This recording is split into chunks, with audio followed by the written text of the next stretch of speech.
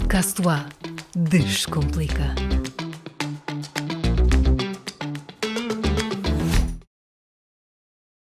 Muito bem-vindos a mais um podcast do A Descomplica. Esta semana falamos de formação em medicina e no novo Teatro Anatómico da Universidade de Aveiro.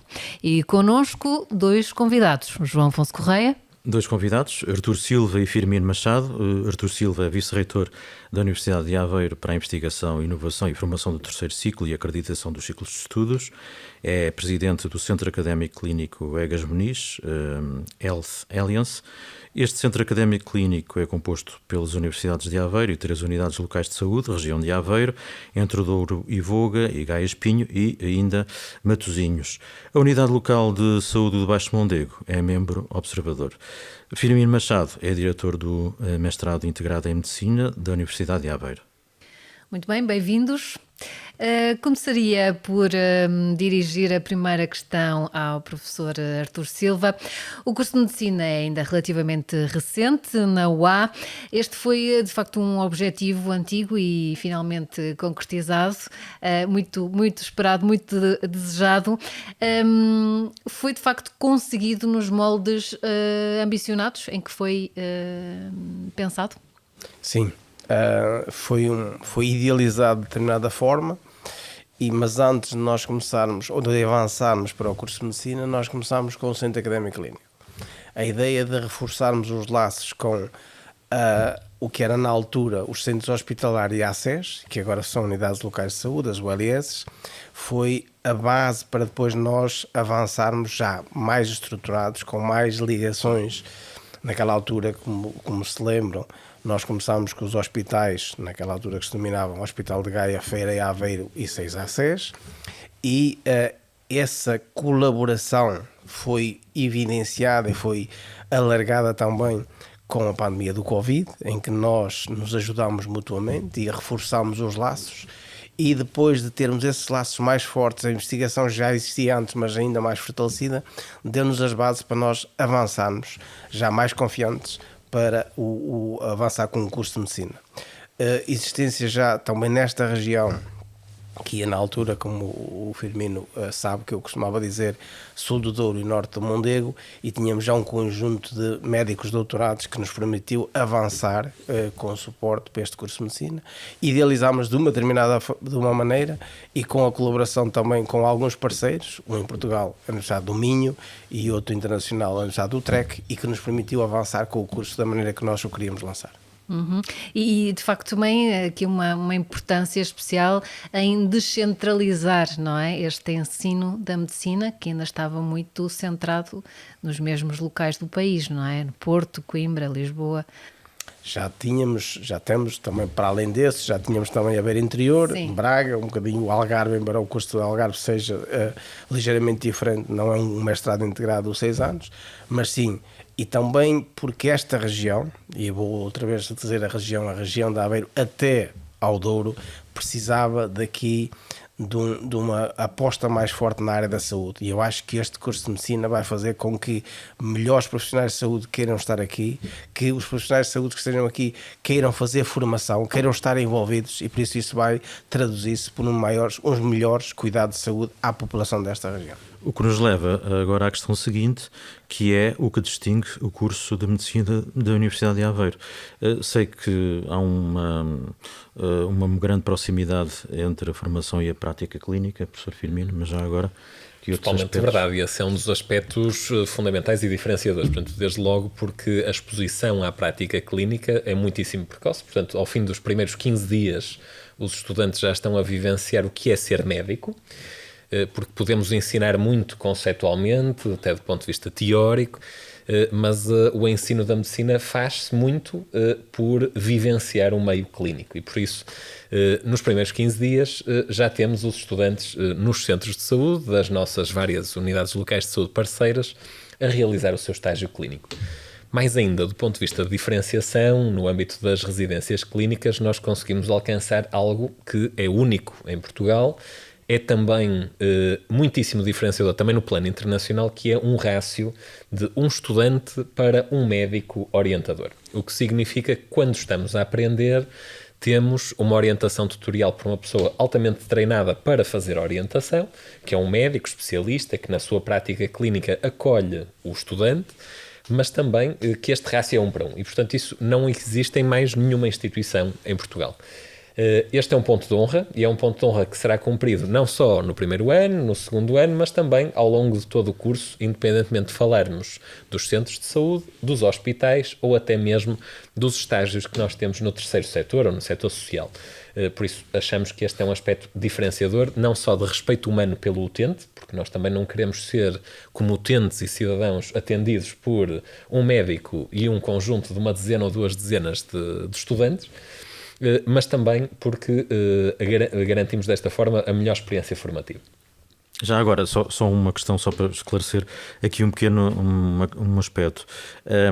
O envolvimento do formando do estudante na prática clínica também é cada vez maior à medida que o curso se vai desenvolvendo. Portanto, nos primeiros anos não é um envolvimento idêntico ao que se terá nos últimos anos, não é? Nós usamos um modelo para esse efeito que é desenvolvido, ou foi desenvolvido e encontra-se em aperfeiçoamento por uma universidade holandesa, portanto, por a Universidade de Utrecht, que é o modelo das Entrustable Professional Activities, portanto, unidades de trabalho confiáveis e transferíveis. Ou seja, aquilo que se espera é que o trabalho do médico possa ser decomposto em várias atividades. E nós mapeamos todas essas atividades e aquilo que vamos dizer é a mesma atividade vai ter que ser repetida ao longo dos 6 anos do curso várias vezes. Só que a expectativa é que vai ser repetida com níveis progressivamente maiores de autonomia. Nós temos 3 níveis e no primeiro ano, se calhar, nós vamos ter um nível de autonomia que é eu observo o meu orientador de forma proficiente a executar, por exemplo, uma palpação abdominal. Mas se calhar no segundo ano eu já vou para o nível 2, que é o eu executo com supervisão imediata e ao meu lado uma palpação abdominal. Mas se calhar no ano 3, e este exemplo é verídico, portanto é mesmo real, no ano 3 já é suposto ser um nível 3 e então será qualquer coisa como eu executo sem supervisão imediata, ou seja, o tutor existe, está disponível, mas está noutra sala. E, portanto, significa que nós queremos revisitar em espiral, com progressão crescente de complexidade, os gestos e as técnicas que queremos que os estudantes aprendam.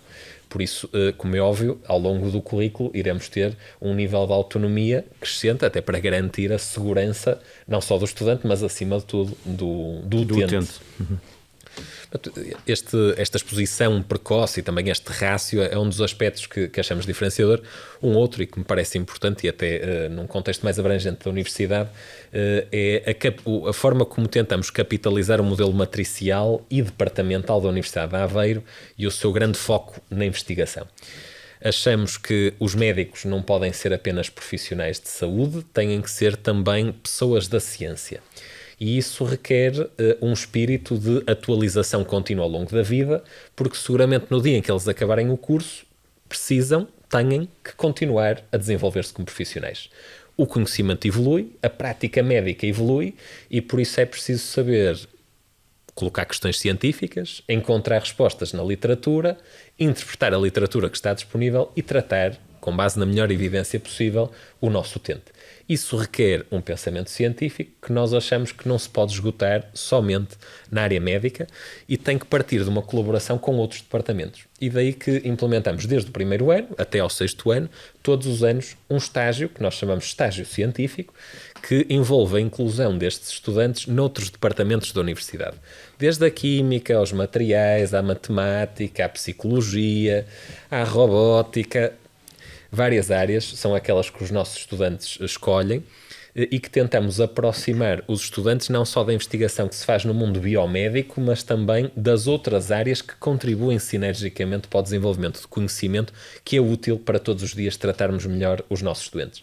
E por isso achamos que este é também um aspecto diferenciador, esta visão mais transdisciplinar e multidepartamental, mas também este desenvolvimento feroz do pensamento científico na procura do melhor conhecimento para o doente.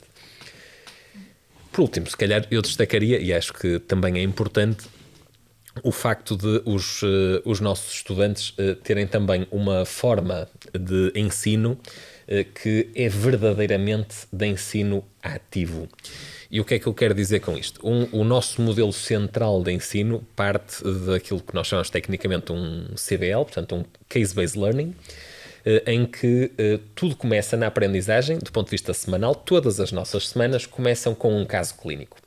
O caso clínico da Dona Rosa, que tem a situação perfeitamente comum, vulgar, típica, que aparece na enfermaria, no internamento, na consulta ou na urgência. Está tudo bem, um caso perfeitamente banal, e esse caso clínico vai ser o motor da aprendizagem naquela semana, em que os estudantes nesta sessão de CBL vão ter que perceber o caso, perceber o que sabem, mas também o que não sabem, reconhecer que não sabem, definir objetivos de aprendizagem, distribuir trabalho, e portanto nós fazemos isto normalmente em turmas de 10 estudantes, e portanto distribuir tarefas, um processo de condução autónoma que os estudantes fazem. Aqui o docente não é um docente, é um facilitador, e portanto significa que ao longo da semana eles terão outras aulas, mas também terão tempo para estudo autónomo, de forma a que consigam encontrar respostas aos objetivos que eles próprios mapearam.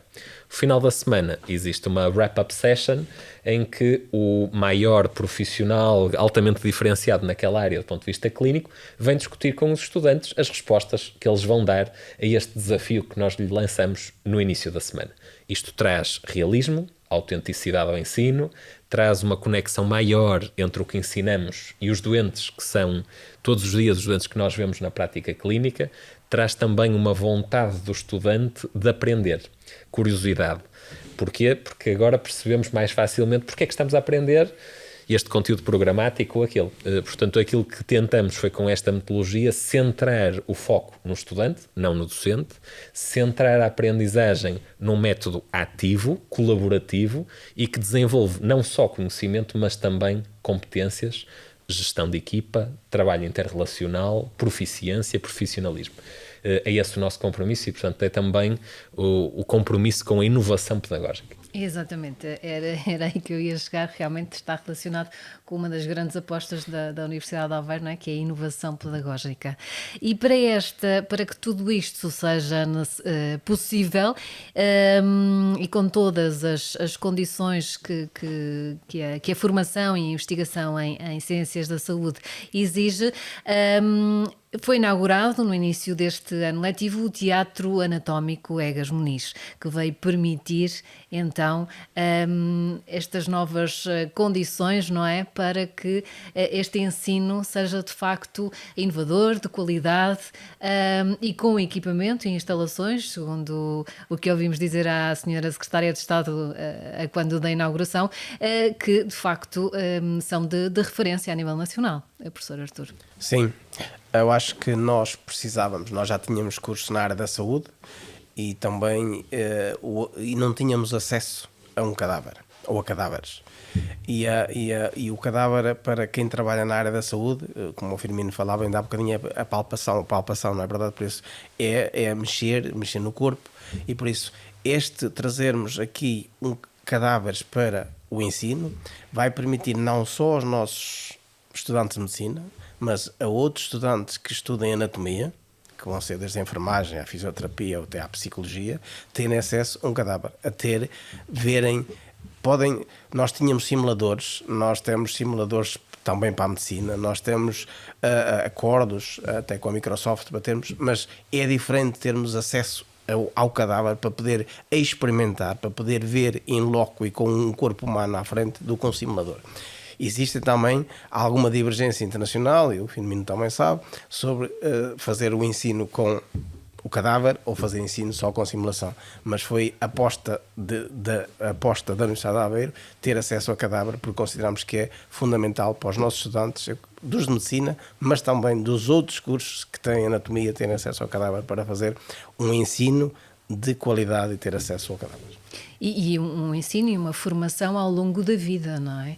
Sim, porque agora as infraestruturas que nós temos, voltamos outra vez, a simulação ou a cadáver, está disponível para toda a formação que nós demos na área de anatomia, poderemos ter que alargar o teatro anatómico, começou por ser com uma capacidade interessante, mas agora possivelmente nós já estaremos a precisar de alargar. Mas temos as condições, estão ótimas, em termos, como disse a senhora Secretária de Estado, de equipamento e de instalações, e termos também acesso a mais cadáveres, por isso é que temos este programa, digamos assim, de doação cadavérica, ou doação do corpo à ciência, para nós termos acesso a mais cadáveres para ter aqui, mas podemos possivelmente alargar. Mas sim, todos, o que se espera é que todos os estudantes de licenciatura, de mestrado ou ao longo da vida, da formação contínua, passem e tenham acesso a este instrumento na sua formação. Foi lançado um programa de doação cadavérica, ou melhor, doação do corpo à ciência, melhor dizendo, não é?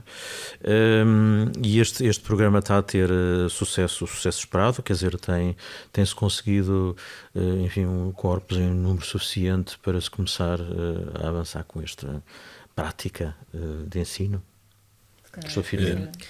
Nós tivemos neste âmbito, como todos os projetos começam de novo, a humildade de aprender. E aprender com quem já faz há mais anos. Isso significa que visitamos outras instituições nacionais e internacionais e começamos por colaborar com duas outras universidades portuguesas, uma no Porto, outra em Lisboa, que nos garantiram que não só havia a doação de 2 cadáveres que já estavam previamente recepcionados no âmbito de outros programas de doação cadavérica, mas também que havia capacitação dos nossos docentes e técnicos no manuseio e preparação do cadáver.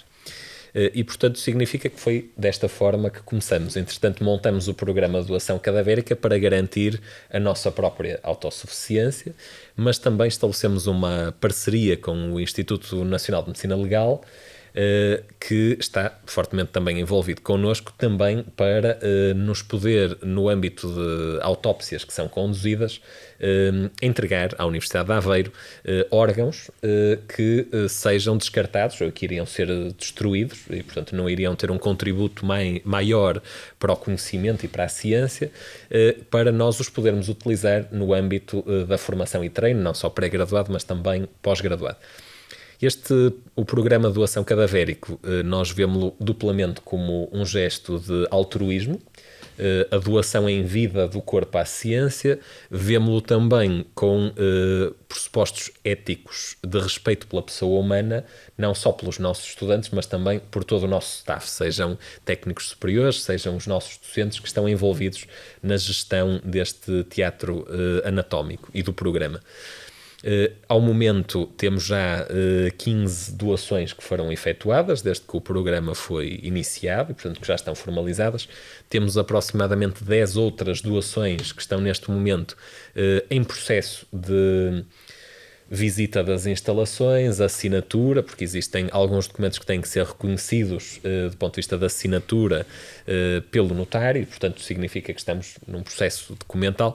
Portanto, diria que, considerando que lançamos o programa há aproximadamente meio ano, que a sua divulgação foi ampla, foi adequada e nos tem permitido já motivar vários cidadãos para contribuírem em vida com esta iniciativa de formação e treino. Concordo totalmente que realmente este é um processo absolutamente importante, não só para os estudantes da área da saúde a nível pré-graduado, mas também para o pós-graduado. E falo aqui mais da área médica, que é mais a minha área, porque tal e qual como nós não vemos e não ambicionamos um dia voar num avião com um piloto que nunca fez treino para voar e para pilotar a sua aeronave, também não ambicionamos ser tratados por um cirurgião que antes de operar pela primeira vez não operou em ambiente simulado e não operou num cadáver. E, portanto, se fosse eu, se fosse a minha família, acho que todos nós reconhecermos isso, ninguém gostaria de ser o utente que vai ser operado pela primeira vez por um cirurgião. E por isso esta experiência, este treino, este desenvolvimento do gesto cirúrgico faz-se também utilizando de forma instrumental o cadáver com, obviamente, o respeito pela dignidade humana no momento de pós-morte. E por isso consideramos que esta relação com a sociedade civil com os cidadãos, que é para eles que nós trabalhamos, absolutamente necessária e fundamental para que este projeto educativo e científico tenha o maior sucesso possível. E qualquer pessoa pode fazer a sua doação e, também é importante referir, pode desistir dessa intenção. Qualquer cidadão que pretenda doar o seu corpo à ciência, independentemente de ser um cidadão nacional ou internacional, eu digo isto porque já tivemos doações que foram feitas por cidadãos não portugueses, que não vivem em Portugal, e portanto essa situação, se calhar esclarecer, é perfeitamente possível. É um processo voluntário e que pode ser feito de duas formas: por via totalmente remota, e portanto apenas acedendo ao site do Centro Académico Clínico Egas Muniz ou acedendo ao site do Departamento de Ciências Médicas. Portanto, a informação está replicada e portanto será apenas preencher um formulário e remeter-nos esse mesmo formulário adequadamente preenchido. Esta é uma das vias. Outra das vias, que é aquela que nós promovemos ativamente, é de que exista primeiro uma visita ao Departamento de Ciências Médicas, ao Teatro Anatómico em particular, que haja uma conversa explicativa do programa e que depois sim, de forma o mais informada possível e, se possível, envolvendo a família, seja tomada uma decisão final. Obviamente que esta é uma decisão que requer tempo de reflexão e de análise, e por isso achamos que é essa a forma informada e consciente, a mais importante e a mais adequada para esta doação.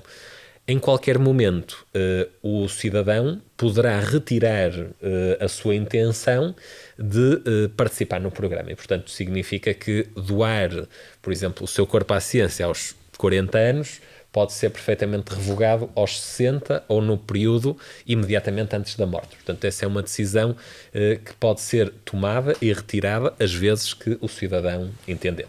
Muito bem. Professor Artur, aqui também tem um papel fundamental toda a rede que compõe o Centro Académico Clínico Egas Muniz, não é? Em todo este processo. Sim, porque para já este programa de doação do corpo à ciência foi elaborado com eles, com todas as OLS que compõem o Centro Académico Clínico, porque, tal como eu referi, a colaboração é nas direções todas. Ou seja, nós somos uma entidade de ensino superior e nós atribuímos os graus, mas nós precisamos dos médicos, dos enfermeiros, dos fisioterapeutas, ou seja, dos profissionais de saúde para fazer as formações.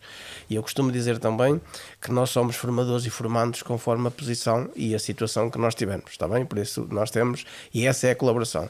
O Centro Académico Clínico é o chapéu para nós termos os três vértices, por isso é que nós temos no logo, tem lá três rodinhas, não é verdade? Por isso a investigação, a formação e a assistência, e por isso nós estamos com este chapéu, e com este chapéu nós complementamos, e por isso quando nós precisamos dos profissionais de saúde das OLS para virem nos ajudar a dar formação, e por isso a formação é através da Universidade, mas são eles que nos ajudam, ou vice-versa, e os nossos profissionais também ir ajudar, e por isso a doação do corpo à ciência foi mais um programa em conjunto que nós lançamos e que é fundamental porque eles, mais que nós até agora, estão habilitados a tratar com pessoas, a tratar com cadáveres, a tratar com corpos e é fundamental esta colaboração. Sim. Só uma questão, professor Firmino. Este programa de doação do corpo à ciência tem levantado, inevitavelmente, será uma das grandes questões, são as questões éticas, não é? Que deixam aqui algumas dúvidas, alguns receios às pessoas. Tem notado isso da parte do público? São-nos colocadas várias questões e que se prendem com naturezas também espirituais. Nomeadamente pela forma como nós queremos viver e queremos que aqueles que nos são próximos vivam o término da nossa vida. Como é óbvio, nós queremos garantir que existe respeito pela pessoa humana e pelas suas crenças religiosas, independentemente de qual for a sua crença religiosa ou, na sua inexistência, também o respeito por essa condição. O que significa que está garantido, no âmbito do programa de doação cadavérica, quando cessa a vida de alguém que doou em vida o seu corpo à ciência, o processo de recepção do cadáver irá garantir esse respeito por essa decisão tomada previamente e pela religião ou pela orientação espiritual que a pessoa tem. Desde logo, pelo facto de nós garantirmos que aquilo que é feito o encaminhamento que é dado ao corpo, às partes do corpo que serão remanescentes do processo educativo, isto porquê? Porque o cadáver tem uma semivida, que nós já sabemos, que poderá ser maior ou menor, mas que será expectavelmente 5, 10 anos, e portanto não será eterno, e portanto há um fim. E temos que o reconhecer, e portanto significa que em vida nós, quando doamos o corpo, também vamos dizer o que é que nós queremos que aconteça no fim da sua utilização para efeitos científicos e de ensino. Queremos que seja cremado, queremos que haja uma cerimónia fúnebre ou não queremos? Queremos que a nossa família esteja envolvida nesse processo ou não queremos? Queremos que seja a universidade a diligenciar as exéquias fúnebres ou queremos que seja a família? Portanto, tudo isso serão possibilidades que em vida os cidadãos poderão decidir ao doar o seu corpo. Portanto, esta é uma área que diversas vezes é uma questão e é uma pergunta colocada nas nossas entrevistas com os cidadãos. Um outro aspecto é sobre aquilo que será a utilização do cadáver. Ou seja, estamos a doar o corpo à ciência, mas exatamente o que é que vai acontecer?